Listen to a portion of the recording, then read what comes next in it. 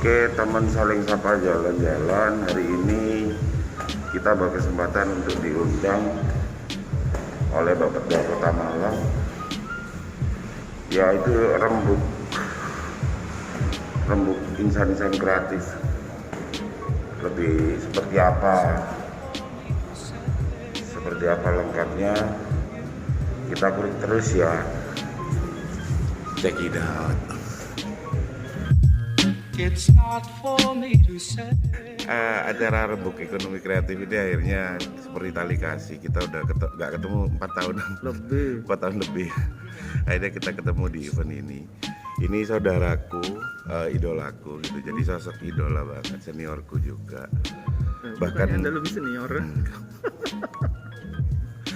Beliau ini super kreatif dan kelas internasional. Bahkan terakhir beliau ngucapin selamat ulang tahun ke Hot Battle itu pas posisi di New York tahun 2019. Keren banget. Oh iya ya. Iya. Sumpah saya. Iya, aku masih inget banget. Dan semoga kita dipertemukan ini pasti ada tujuan ya. Allah pasti ada tujuan di balik semua ini. Makasih. Thank you Kak Tuan. You welcome, Tretan.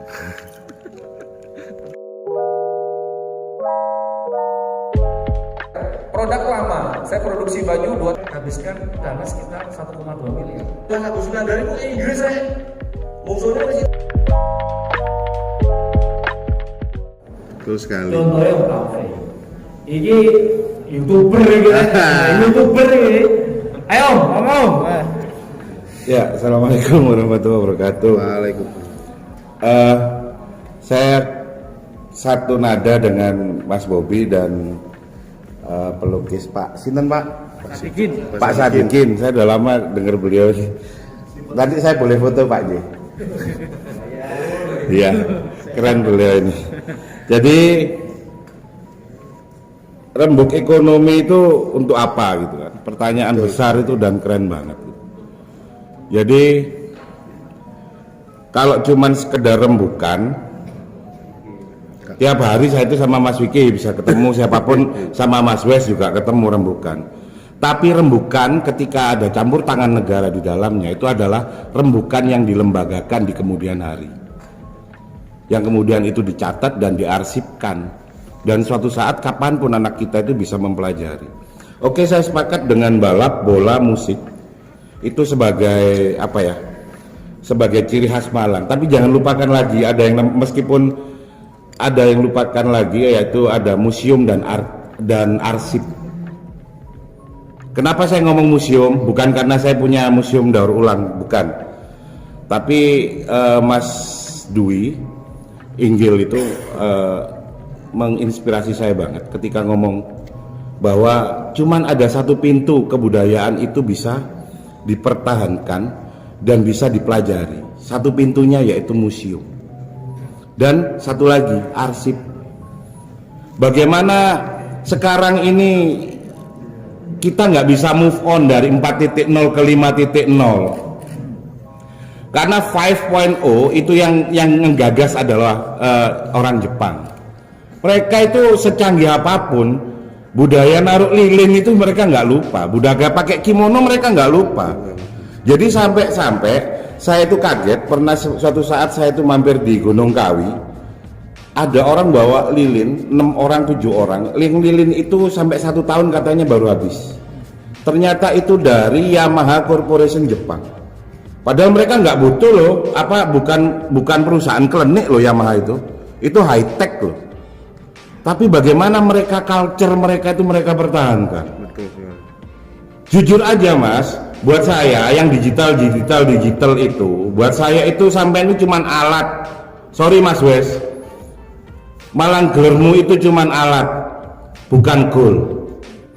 Vicky, adikku kesayanganku ini, your digital experience and skill itu alat, bukan tujuan.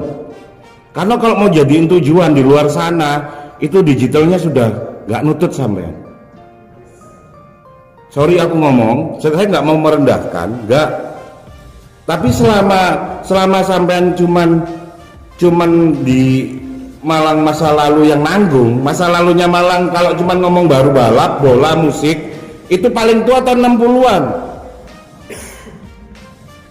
Kata kunci yang harus dicatat oleh teman-teman Bapeda atau siapapun termasuk wali kotanya juga sama yang catat.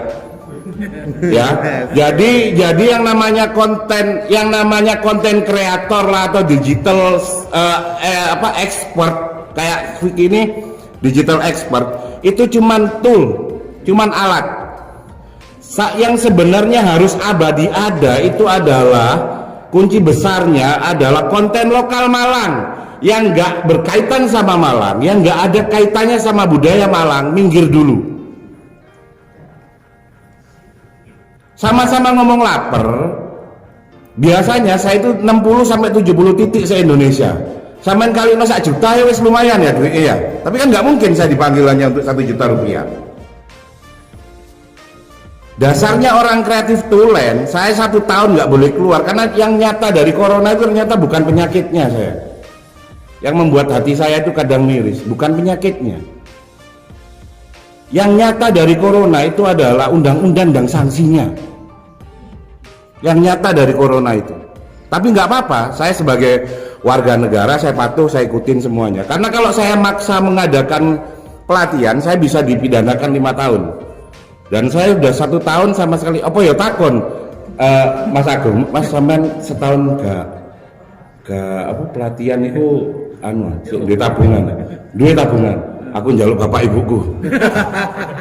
Bapak ibuku itu investasi yang luar biasa gitu kan. Investor luar biasa gitu. Tapi apa kabeh anak Pak Saguanto, Mbak Bu Saguanto gitu kan. Pertanyaannya kan itu. Enggak. Karena kadung jenengku mburine Saguanto lah ya. Wis kadung menjebur pisan.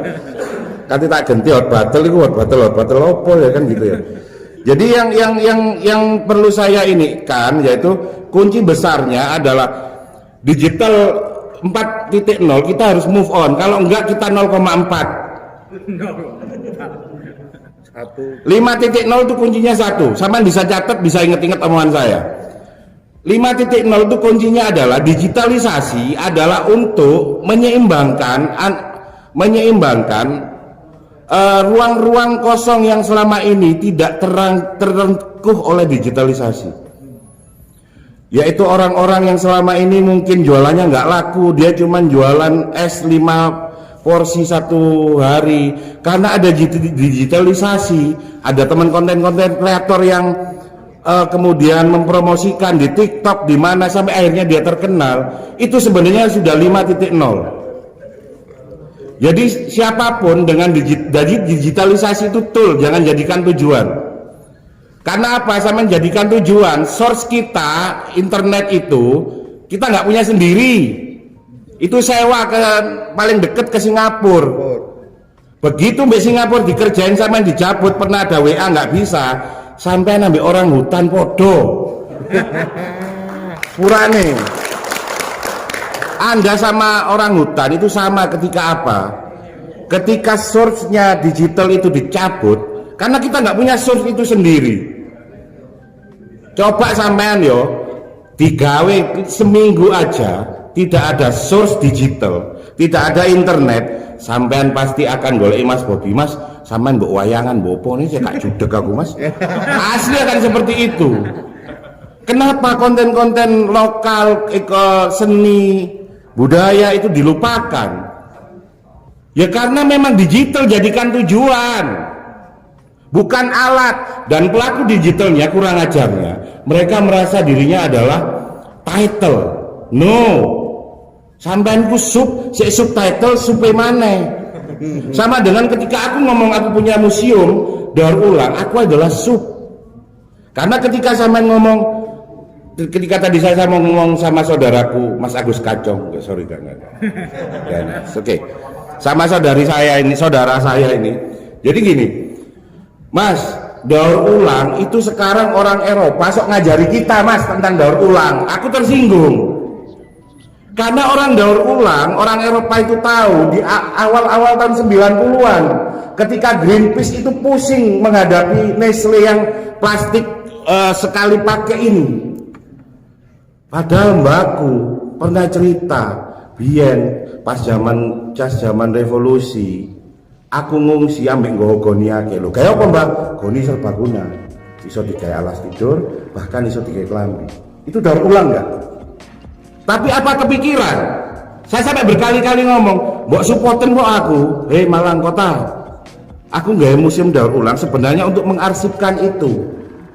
Sampai cari mainan made in China tahun berapapun, itu semua dari barang baru. Sampai eling tahun 70-an, 80-an, bahkan 90-an, kapal odong-odong tahu ya? Itu dari apa? Dari kaleng, ya kaleng bekas didaur ulang jadi mainan. Terus sampai main tali, tek gitu semua. Itu semua daur ulang. Dan cuman Indonesia yang punya budaya itu. Tapi apa tercatat? Apa terarsip? Sama jawabannya, tidak. Jadi mulai sekarang yang digital lo gak usah sok keren lah. Aku iso kabeh sing nglakoni apa sing kok lakoni. Yang aku nggak bisa itu dari mana lo? Lek kate kalap ya gak iso carane kalap. Dan tak jamin orang Eropa nggak bisa kalap. Itu yang akan jadi lokal konten yang kita jual ke seluruh dunia untuk laku, Pak, Bu. Lek konsep melok gaya Amerika kapitalis, melok gaya Eropa kapitalis, tidak kon. Karena apa? Di dunia ini sekarang Tuhan memang menciptakan semuanya, selebihnya made in China. Indonesia cuman bisa apa? Tolong lokal kontenmu didigitalisasi. Kalau cuma ngomong balap, bola sama musik itu sampai tarik paling mentok sampai tahun 50-an. Tapi ada yang lebih tua dari itu. Strategi perang kita itu cuma beberapa ratus orang bisa mengalahkan tentara full kavaleri dengan strategi Panji. Apa pernah tercatat itu? Apa pernah ada konten digital influencer digital yang waduh keren banget yang dapat uang, mintanya uang miliaran ke pemerintah ini loh. Yang mestinya minta miliaran ke pemerintah itu orang-orang yang bisa mengarsipkan. Sampai hari ini saya di Google tidak pernah nemukan satu pun artikel yang ngomong bahwa daur ulang itu adalah kearifan lokal Nusantara, nggak ada. Dan aku ngotot sama itu, saya tunggu Bu Yuka, makasih Bu Yuka ya. Seminggu yang lalu sempat, ayo mas sampean tak anu no mas, karena sampean ini mencetus museum daur ulang pertama di dunia. Wis selak gak pertama mana Bu, selak diakoni wong liya. Suwen. Jadi saya nggak di sini nggak ngomong yang pinter konten kreator atau apa, semua kita pinter lah. Kita pinter sosmedan semua di sini. Jadi nggak ada yang istimewa dari itu. Yang tak istimewakan adalah mereka yang bisa dengan kreativitasnya mampu mengangkat konten-konten lokal untuk diduniakan. Sampai mikir tempe udah di mendol itu sekarang ada yang dikeringkan bisa sampai 2 bulan. Teko mendol sampai nggak kentian ide, gitu loh. Jadi tolonglah, UKM kita ini kacau semua, nggak laku ketika ngomong apa. Ketika orang-orang itu baru di tataran kreatif dikit sudah dimintain regulasi, maka no kopi kuiki sampai dino iki gak kepingin aku tak PRT no, gak paten. Karena belum saya sudah harus membayar sekian rupiah hanya gara-gara aku tidak ikut kalian, yaitu kelompok apa sindikat UMKM binaannya dinas. Itu ada sindikatnya itu ternyata, gitu loh. Wis ana sindikate Sam wes kedisian sampean ono sindikat teman-teman UKM itu yang dibina oleh dinas. Apa mereka lebih kreatif? Ora. Bahkan diantara mereka mentalnya rusak. Dan aku tukang dandani. Bisa. Enggak ngamuk. Cuman kita itu seringkali rembukan ini rembukan itu, sing kok rembukno ae definisinya salah. If you are make something wrong with your definition, until conclusion you are totally wrong. Digital selama ini diagung-agungkan, itu dijadikan tujuan. Padahal kon ngadakno research aja tentang internet kon sik nunut nang Singapura. Pernah Indosat punya sendiri satelit dijual. Gitu loh. Jadi kita source aja nggak punya sendiri, nggak usah ngagung-ngagungkan itu cuman alat. Yang penting sekarang konten lokal itu digiatkan. Pemerintah harus support itu. Terus dari mana mereka dapat kreativitas yang terbuka? Yo arsip-arsipmu mulai dibuka, mulai dikumpulkan lagi. Kalau itu nggak terjadi, kita cuman akan ngomong kosong kayak gini terus. Sing paling pinter ngomong gedabrus itu sing seneng. Sakno sing mek UTE cerdas muruk. Kak jenengan Pak, jenengan doa saya pengen foto zaman jenengan. Utak iku muruk, tapi karena gak seneng ngomong, gak didengar. Jadi mulai sekarang dan ke depan, malang kreatif itu bukan yang digitalize, tapi yang mampu mengangkat konten lokal dan di sebelah saya ini seorang maestro lukis yang mampu mengekspor lukisannya sampai ke Swiss. Kenalan dulu Pak, biar teman-teman saya di YouTube saya kenal. Halo, saya Sadikin dari Malang. Pak Sadikin idola saya ini. Ya, jadi beliau ini adalah contoh bahwa pandemi ini tidak membuat kita putus asa dengan keadaan ini.